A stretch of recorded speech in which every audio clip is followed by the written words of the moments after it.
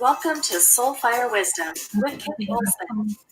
As an evolving spirit and change adventure navigator, it is Kate's mission to empower and guide you on your path and inspire your truest passions. She will encourage you to share your gifts, speak your truth, and ignite your inner wisdom and purpose. She hopes to do so with a little humor and grace and her own soulfire passion. Kate talks with amazing guests who have embraced the pursuit and are fanning the flames of their own passion, purpose, and soulfire wisdom. Now here's your host, Kate. Good afternoon. Welcome to Soulfire Wisdom and Tips, Tricks, and Triumphs Tuesday. So,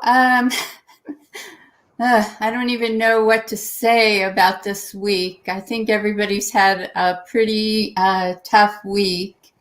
And I know that a lot of people are really kind of freaking out and stressing out and don't know really how to stop doing that because, well, you know, things just keep going on. But there really are some things that you can do to kind of bring yourself back down to a less stressed state. And so I'm going to just give you a few tips when you're feeling really, you know, like, oh, I can't believe this is happening, and you're just feeling yourself getting worked up. Take a deep breath. Count to 3. Smile.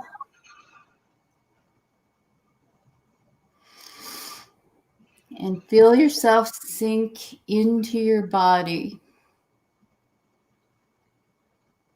And keep smiling. Because I think you'll find that it's kind of hard to feel stressed, feel bad while you're smiling. So just keep that smile going as long as you can. And we have a great show planned for today. My guests, Michael Oden and Alina Ugas, they're the founders of Final Step International. And I actually met them in 2016 at the Personal Development Symposium, which was held at the Harvard Faculty Club, where we were all speakers, and Michael and Elena were actually at my table. And so I got Michael's book at that time, When Nobody's Home. And then I had him on my Embrace Change show, talking about drug and alcohol recovery. And this is the first time, actually, though, that I've had Michael and Elena together. So I'm really happy to have them here. And they're going to tell us a little bit more about what they're doing and actually what they've been doing adapting to COVID-19. So hi, Michael. Hi, Elena. How are you? Hi, Kate. Doing well. Thank you for having us. Hello. Glad to be here. Yes. So to start out with, could you both I gave a very, not very detailed outline there of what you do. And so could you both just fill in the details a little bit and tell us a little more? So right now, and actually we've been doing this since 2017, we have been working with law enforcement agencies in training their officers and also the management staff And we have what they call certificates. So we have 3 certificates with the state of California. So we're certified with the state of California. It's learning and thinking style, the why to drug abuse and use, and then the other one is wellness and addiction for the law enforcement officers. I have co-authored a book with Ona Brown and 20 other authors. The book is called Own Your Dreams, and Les Brown did the foreword. So I had like an amazing year, and then we did the book launch and things like that. So our book was launched just recently, and I'll show you the cover later. But it talks about when I didn't even know that I had trauma. And so in the process of writing the book, that's when I realized I started writing the book to let people know about our 7-step system to wellness, to emotional wellness. And as I was walking, myself through the book, I realized that I myself had some underlying trauma that I had not worked on for 47 years. And that was crazy. That was when I left Cuba. At the age of 8, my mom didn't tell us we were leaving Cuba. So she said we were just going on a train ride. So I'd never had a chance to, find closure with any of my friends, family members, my toys, nothing. So I didn't think that really had impacted me until I started writing the book. Then it was an amazing eye-opening experience. I actually didn't speak to my editor for 2 weeks because I was so mad at him. And yeah, so it was an amazing journey. Yes. So what was the initial inspiration for your business? Well, I call it a serendipitous discovery. Okay. Where I am working on myself and behavior and why people behave, think, and feel the way they do in situations. And as I was learning more about myself, I came across certain individuals who caught my attention. And one of the gentlemen, whose name is Mr. I gotta forget his name, but he came up with the word of these needs. I forget his name, but he came up with these needs. Maslow? No. Well, that is the diagram that the Maslow's path of needs. But we're talking about somebody else wrote the book you're thinking. Right. So I'm gonna go simple. We're gonna regular needs that people try to acquire on a daily basis. A need for connection, a need for validation, a need for So I had a whole list of these needs, and I decided to use them on clients. And what needs weren't you getting, and from whom? And from there, and these were people who happen to have drug and alcohol issues. And so 95% of the issues were fatherless individuals. And therefore I said, wow, so these were the needs that were never met, and you coped with the pain by using alcohol and drugs for an excessive period of time. I said, okay, so I did that for years, and about 65 to 7,000 of these individuals. That's where the book came from, When Nobody's Home. And so our whole goal is to make sense of your chaos so you can become a better you, in a nutshell. Yes, when I first met you, it seemed like you were working more with individuals, and I see you've moved more to working with businesses. Yes. And I found that fascinating from my own background. Before I did all this, I did consulting with businesses. And one of the things that I discovered that kind of led me to doing what I do now is that a lot of the entrepreneurs that I worked with had, personal issues that were in the way, that were keeping them from being successful. Right. So it's interesting that you guys work with that. Yeah.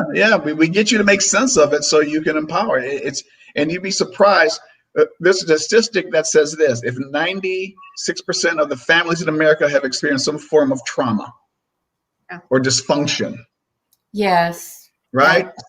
Something along the lines. It can be severe, whatever the case may be. And so you look out the window, you look at a football stadium, you look at, it's like, wow, a lot of hurt people out there are going through life with the scars that allow them to not become the best them. Yeah, and then also, Kate, we started working with a business, and it was a family-owned business, and the dad was the father, the husband and wife, and 2 kids. And the dad went without speaking to the son and would not speak to the grandbaby that was 18 months. Well, at the time, our grandbaby was like 3 years old or something like that. And I said to Michael, that just doesn't make sense to me. Like, how could he do that? I mean, the baby had nothing to do with it. And so that was really where we decided we're going to start helping family-owned businesses. I couldn't wrap that around my head. I absolutely love, I have 3 grandsons that are my life, you know, and so I couldn't understand anybody not wanting to speak to their grandbaby because they're mad at the parent. So so we started working with and also it's so many people have trauma because, you know, what's trauma to one person isn't necessarily trauma to somebody else. Exactly. We talk about that too. Yes. Perception. So, yeah. So, what are the goals of your business, of Final Step? Well, right now we're really opening our doors to first responders, firefighters, nurses, doctors. We're offering them a free consultation. You know, I was in the medical field for years, and I absolutely know what they're going through because of COVID. And to me, that's really where my heart is. So that's the biggest thing that we're doing right now. And then also, you know, growing instead of just one state as far as the training for law enforcement officers, we want to do it nationwide. So, and writing, we're in the process of writing actually 3 books. I'm writing one on Cuban recipes, and then the other one is on businesses, you know. Okay. Yeah. And then Michael's writing another one on. Well, I'm doing a second edition. The one you read, I'm adding to it from what I've learned, adding more stories, and yeah, I really am. So I said, okay, let's add to this and make it even more sense so people can understand it. Yes, I didn't know you were from Cuba. Yeah. Oh yeah, she's from Cuba. Well, that was one of the things that never came up. Yes. Surprisingly, but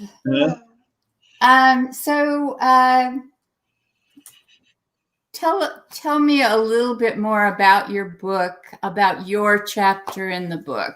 What was the trauma that you you know, told about in the originally yeah, thank you. So originally I started the book wanting to write about, you know, I was raised with an alcoholic father. And that's one of the things that got us to really start Final Step International. And that was my passion at the beginning, because I could never understand why, if you love somebody, you know, you love your family, why is it that you can't stop drinking? And, you know, I spent a lot of money with my dad, sending him to all kinds of chic centers, you know, back in the days and everything. The minute we would pick him up, he would get drunk again. So that was what I thought was what my chapter was going to be about. And then the other thing, what was traumatic to me, which was very on the surface, was that my sister was born 5 years after I was. So I thought that was my traumatic experience. I never realized what the problem was. And even though, you know, now I love her to pieces, I could remember the day when my mom brought her from the hospital. I told her, okay, I'm done looking at her, take her back. Really? That is so funny. I also, yes. I also had an alcoholic father, and I have a sister 6 years younger than me. And I really wanted a sister, you know. I thought it was going to be like a playmate. Yeah. And then they brought her home from the hospital, and she was just like this crying baby.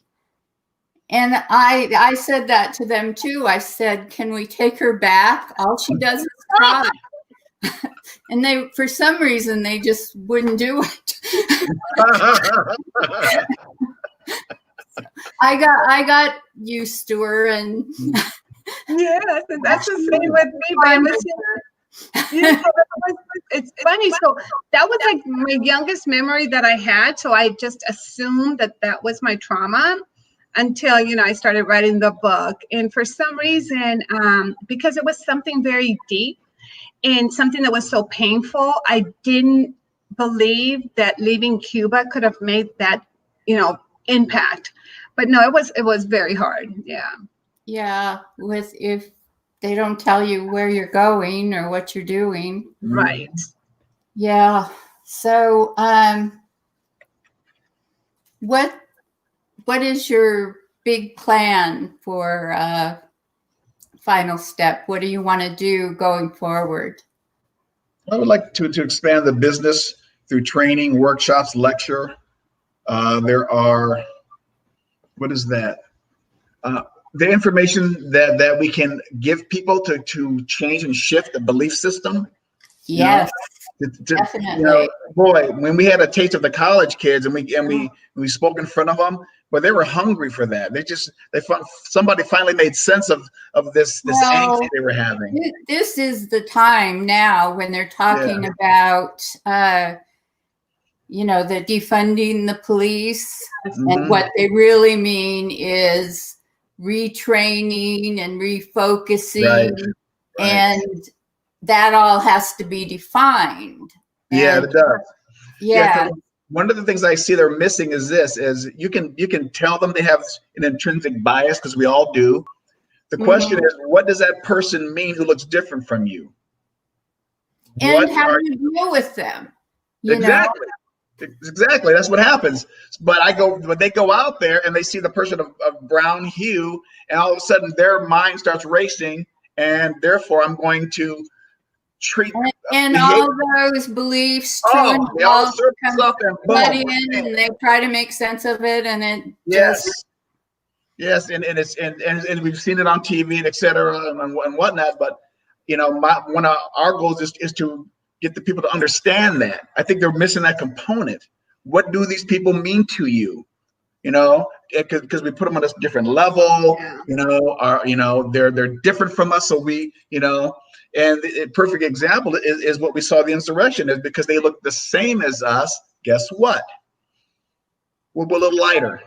Well, yeah, there was a difference in So, and then also to train as many people as we possibly can. I mean, we originally, when we started our business, there were 12,000 people who were at the time seeking mental health.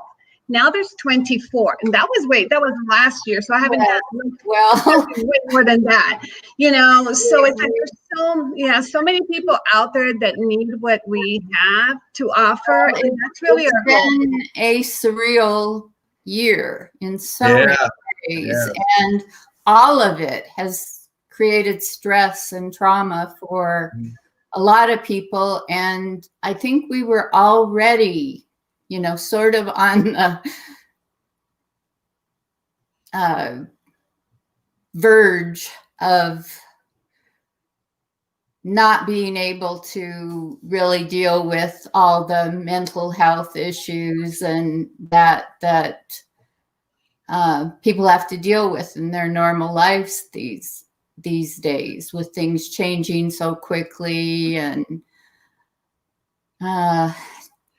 there's family members, you can't say goodbye to them, and just the inability to connect. You know, that's a human condition. We got to connect, and we're stuck in these homes. And there's, you know, like my sister told me, people actually feel a lot of hostility over, like, being on different sides of the political spectrum and, having to talk to each other. She says she doesn't even have to say anything political, and her son, who believes differently than her, she can just feel his hostility. Wow. And Yeah. that's a stress that he's obviously stressed, and that makes her feel stressed because she doesn't know what to do with about it. Exactly. So, we've been doing a lot of webinars. We put it out on Facebook, on Instagram, on YouTube, and we're really just trying to contribute as much as we can, giving as much information as possibly, helpful, that could help somebody. And, it's just, it doesn't seem like it's really making a huge difference, but it's exactly what you said. There's so many people out there that are just looking for an answer. And, you might not be able to answer the questions behind things, but you can tell people how to deal with those feelings. Right. That's exactly what we're doing. So, you guys come together from different backgrounds and skill sets. You both have strengths and weaknesses that you bring to the business. And I've seen you doing some different Facebook live talks on relationships and different things. What strengths and weaknesses do you both bring to your business? I would say, as far as my strength, is the fact that I'm an entrepreneur. I would consider myself a serial entrepreneur. I love entrepreneurship. And my biggest weakness, which we were just talking about last night, is the fact that I care so much and then also, I want everybody to be super fair with one another. And when I don't see that, Michael says, oh yes, rainbows and waterfalls. But for some reason, it's something that's been instilled in me since I was little. And so when I see that people are so unfair to one another, that just really, sometimes it's a huge down for me. I totally get that. I feel that way too. It's hard for me to see people being, not nice. Yeah, rude, exactly. mean, Yeah. So, and what about you, Victor? Well, we're going to go personal strengths are that I'm kind of outgoing. I'm working on that more, and I love to teach. So I love to teach, and I love to share information to see people do differently than what they've been doing. And I would say I'm empathetic and passionate about what I do. And now there's a weakness is this: I may care too much. Yeah. And you got to be careful with that, and learn how to set boundaries. Yeah. And not having a format to follow. As opposed, sometimes you go off you have almost a sidebar or a tangent. You go, whoop, I have to bring it back in because I can do that. So you need to be aware of these weaknesses so you can make the adjustments so they don't overwhelm you or put you down a rabbit hole where you don't want to go. That can affect the business and the client. So why is it so important to you guys to work with trauma and healing trauma? Well, I realize actually from my own experience that unless you don't deal with the trauma and understand it and heal it, you really don't know why is it that you've been doing what you have been doing. Because I didn't realize, I didn't realize there was anything wrong with me. I thought I was perfect. Right? And then, you just thought you dealt with everything. Yeah, and then all these answers just starting to appear. And what I'm saying now is I believed I used to be happy, but now I have inner joy. you know. And so now it's like one of those selfish things. I want everybody to be like me, you know. I want everybody to realize if they do have trauma, that, like you said, trauma doesn't have to be something, you know, huge. It just, depending on how you interpret it, you know. And from healing my trauma, Kate, I even went skydiving, which I'm the biggest chicken you've ever met. I wouldn't even ride a roller coaster, you know. So it's just, I felt so freeing. Whether you know it or not, those little traumas that you have, they do manifest themselves in different ways. You might not even know that, you know. Yeah. And that's what I discovered, you know, which is why I wrote the book. When I was working with the clients with the drug and alcohol affliction, and they understood the trauma which propelled them to use the drugs, they shifted. I said, hold on, if we can do that with these guys, then what else is going out into the world that people can change if they know what they're changing, if they have some awareness, understanding about, well, so why do you do that? Why do you pick that person? I mean, the couples that I worked with where, well, why'd you pick him? Because I loved him. I said, what does that look like? Then I feel like, who does it remind you of? Right. And I'm sure you know this because you're the expert in that field, but if drug and alcohol people, if they don't deal with those past traumas, they often manifest themselves as shame because they're hiding those feelings. Yeah, the shame cycle.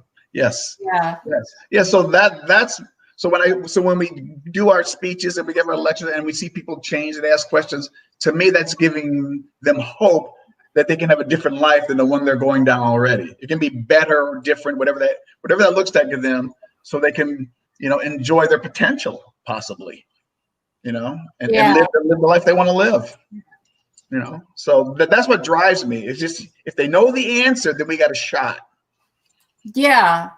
And you know how it feels. I mean, Elena just discovered it. It's when you discover those aha moments, it's like a weight has. Yeah, and I was having so many of them. Man. And Michael kept asking me, write them down, but I wasn't writing them down. So then at one point, you know, we were talking about it, like, how many did I have? Nobody listens to me. Right. It must have been over 14. And it just kept developing, and just, you know, things just kept surfacing and happening. Yeah, it was an amazing experience. It's equivalent to bubbles rising to the top of the ocean and going poof. Yes, that's what I liken it to, you know. Good analogy. Yeah. So, are there any specific methods, or how do you like to work with people? Well, I'm a hypnotherapist, and I absolutely love hypnotherapy. I really do believe that I found my niche. Absolutely love it. As a matter of fact, we were doing a training, and I asked a group of 64 sheriffs if I could hypnotize them. Some of them said yes, and some of them, but I had majority of the room hypnotized. I love it, love it, love it. And I have developed the needs-based method from the needs, right? And getting people to understand the 7 steps of that, understanding awareness and acceptance and value shift all the way up to transformation. And what I see is that when you go through the steps and take situations apart and make sense of it, then we can put it aside and go to the next phase or part of their life that still hasn't made sense to them. And it's like putting together a puzzle. And I like to call it, when I'm working with a client, I go like this: we're painting a portrait together, but you're guiding me. So the more you tell me, you know, the more truthful you are, the better we can have a clearer picture that we can look at and change and make it the way you would like. And I feel that goes a long way as opposed to diagnosing somebody. Yes, and a lot of times people that have experienced a lot of trauma, they don't really see or know who they are. Oh, so yes. It's kind of like they're meeting themselves for the first time. Yeah. That's how I felt. It is. Yeah. And it's called healing the little boy or girl. Yes. Yeah. It's finding out where it started and making sure, letting them know that it's okay to heal, so the adult or age appropriate behavior can start showing up. Definitely. Yeah. So, Elena, if we would have known this way back when we were trying to understand what was going on with our dads. Oh my goodness. It was huge. I used to work mental health, when I was going through all this with my dad. And I remember one of the social workers telling me, you're going to understand this when you're in your 40s. And at the time, I was like 22. And I kept thinking, oh, gosh, well, first of all, I'm never going to be that old. And then second of all, why would it make more sense then than what it does now? And I have to tell you, Kate, it was the absolute truth. Absolute truth. Definitely. Yeah. So I just wish, he would be alive.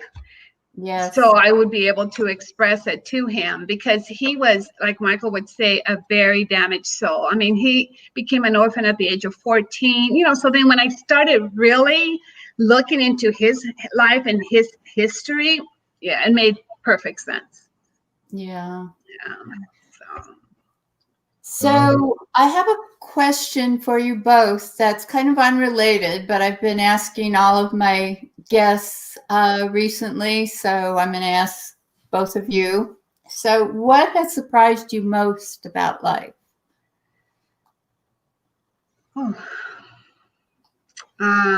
About life. Yes. To this point. Yeah, I would say that the way you raise your kids doesn't necessarily mean the outcome that you're going to have when they're older. I don't know if that makes sense to you, but I know my mom and I used to talk about this all the time. You could give them the best upbringing in the world. I mean, everything by textbook. And when they become adults, that doesn't, choices. Yeah, that's it. What you taught them is literally goes out the window. Well, like not totally, but that can happen. Either way, like you can be the worst parent in the world and they can turn out to be a terrific person, or you can do everything right and they can decide to go another direction. Yeah. Like Michael's mom says, you could raise them, but you can't make them your own, or make them do what you want. That's it. You could raise them, but you can't make them do what you want. Yeah. Yeah. So, yeah. What was that question again? Because my brain. Okay. It's what has surprised you most about life so far? So far? Whew. Let's see. What's about life, man? That there people are unpredictable, and you think or believe that the majority is going in a certain direction, and all of a sudden it does this paradigm shift over here, and you're like, where'd that come from? And so assuming people believe and that people have the same beliefs, or people believe in a certain whatever that is they have that gets them through life, may be totally opposite or different from yours, and we just need to be cognizant of that. Just know that it's there, even though we don't see it, and maybe not take things for granted of how people see the world, And so, yeah, it's just, whew. And I believe this election thing really showed me this. Like, my God, there's half here and half there. My belief was, I thought we were doing a pretty good job getting together, but and so it hurt. It hurt me to see where we are. Yeah, that I'll have to agree with you on that. I was really surprised to see that we had made so little progress, because I thought we were doing better than we. Like, what? Yeah. So, yeah. But the thing about that exposure, now we know where we are. Yeah. So now we start here and we go forward. So that's how I look at it. We see you got to go through the muck to get to the light. So we're in the muck now. When I was a little girl, or I don't know, about 11, 12, we lived in a kind of working class neighborhood, and a Black family moved in kitty corner behind us. And it was, you know, oh, our property values are going to go down. You know, nobody understood why these people wanted to live here. They were the nicest people. I babysat their daughter, and they were the only people in the neighborhood that were college educated. There were people that had their own businesses, but nobody that had gone to college. And they had all these books, and I loved talking to them. Wow. But they only stayed a couple years. And when they were moving, I was really disappointed. And I said to the husband, you know, why are you guys moving? And he said, well, my wife is lonely because, well, the neighbors had never included her. And when our friends try to come over, the neighbors act like they're trying to steal their cars. And I, you know, looked at him and said, yeah.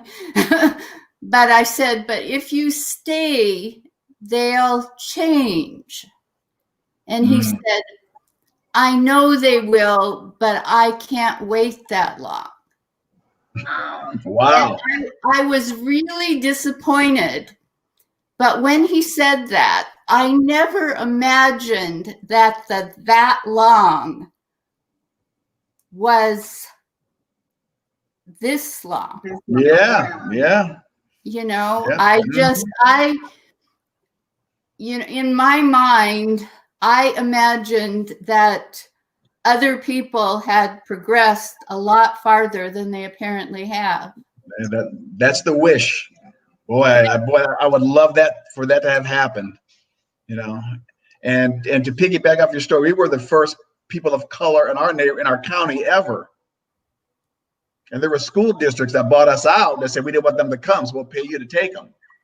And this was in '68, so it's in the late '60s, early '70s. So yeah, it's whew, Yeah.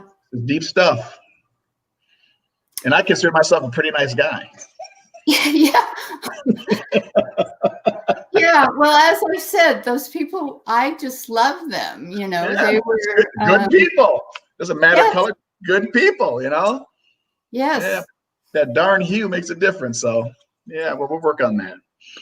So if you could, we're almost out of time. So if you could leave the listeners with one thought from today's show, what would you want that to be? I would say to look deep inside themselves. And if they believe that there is something that has been bothering them, or like Michael says, you know, picking partners that do not benefit you or enrich your life, then it's time for a shift. Yeah, and I'll add to that to be brave to look within to find out what stops you from being the best of you. Yeah. Just look in, Yes. because that's the journey you're going to need to take. We'll call it the hero's journey. Definitely. Yes. Good advice. So if people wanted to find out more about what you do or get in touch for any reason, Well, we're all over. Yeah, we're all over social media. Final Step International is our website.com. And then, you know, on LinkedIn, we're both on LinkedIn, Alina Ugas, Michael Oden, Final Step International, Instagram, Final Step Int. They could DM us or send us an email. You know, we would love to be able to help them, and especially if they know of any frontline workers who are suffering from trauma, anxiety due to COVID, please give them our information, because we would love to be able to assist them with this. Great. Well, thank you. I'm so glad that you were able to be here today. And Yes. I'm really glad you're doing what you're doing, because it's definitely needed. And thank you, Kate. And also thank you for Yes. doing what you're doing, because you're putting it out there. Yes. So we appreciate you. Yes, you're the messenger. Yes. Well, yes, and I also work with trauma, but Yeah. you guys are, I think the training programs are really what is needed for this time. Absolutely. Yeah, Yeah. and we're willing to help. Yeah. So I guess I started out talking about dealing with the way people are feeling this week. And I guess I'll just end up by saying, just try to be mindful. We have a great show planned for next week. Next week, my guest will be Celine, and I'm not even going to attempt to say her last name because I know that I'm not going to get it right. But she is the founder of Dances with Food. And she has developed, she's a health and lifestyle coach.